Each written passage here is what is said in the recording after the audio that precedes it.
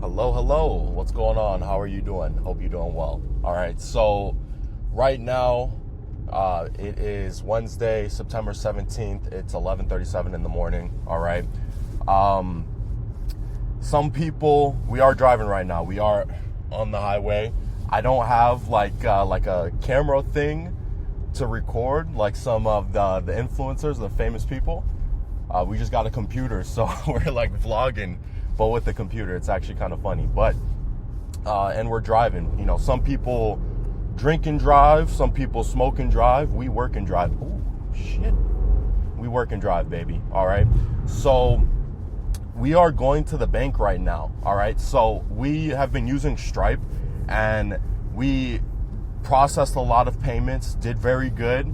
We literally got one refund, not even a dispute. We got a refund. And as far as disputes, I don't know how to check it. We have a 0.99% dispute rate, which is, I believe that's just fine. Like, that's pretty low. I don't know what it's supposed to be. I don't know if it's supposed to be lower than that, but I'm pretty sure 0.99 is just fine. That's our dispute history. And we moved to WAP, which has been going well. If we look at our dashboard, so we did 9,500 on WAP yesterday. So far, we have $0 on WAP today. But then I got an email from them, 100% risk reserve, right?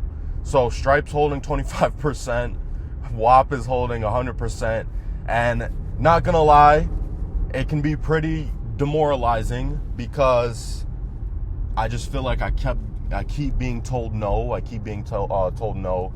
It hurts, but you know, it is what it is. There's no light without dark, no dark without light. But the main thing is we're processing a lot of funds, and you know, if salespeople are closing, I have commissions I gotta pay. I got employees, I got salaries. You know, these people have families and lives, and you know, it's not fair if we, for no circumstances fair if these people can't feed themselves and their families because Stripe want to be a little asshole. But so right now we're going to the bank. I think, you know, I reason with it, and just for safety measures, I'm obviously doing everything I can to get this situation fixed with these processors. I honestly don't know what's going on, but hopefully one day or sometime soon, hopefully soon, I figure it out or I get an alternative. But hopefully I can look back at this on the future and be like, okay, in this situation I should have done this. There was an obvious conclusion to what I was wondering.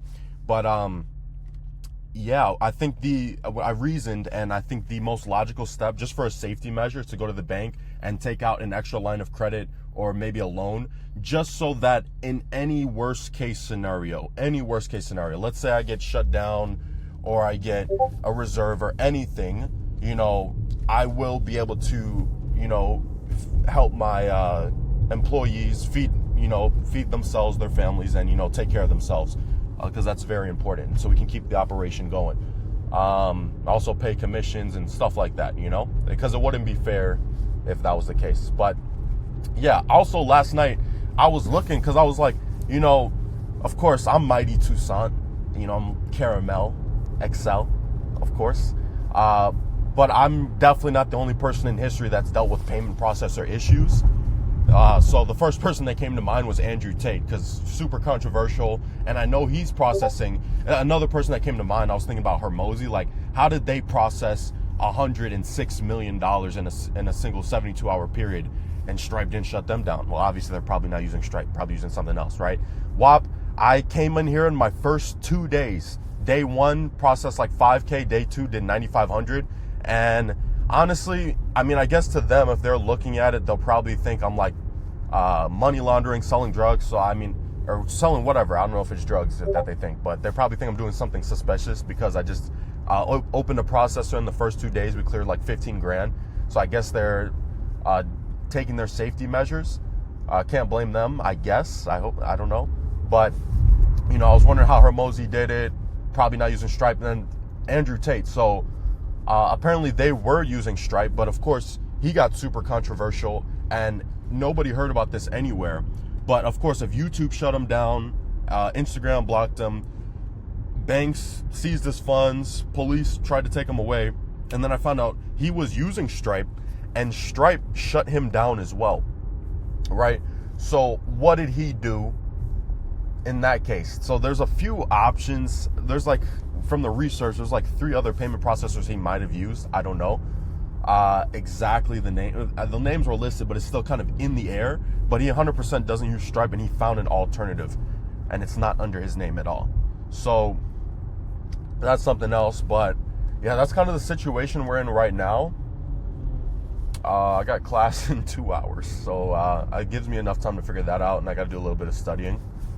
But yeah, that's how this Wednesday is going so far. We're still going to make it a good day, all right? So, see you.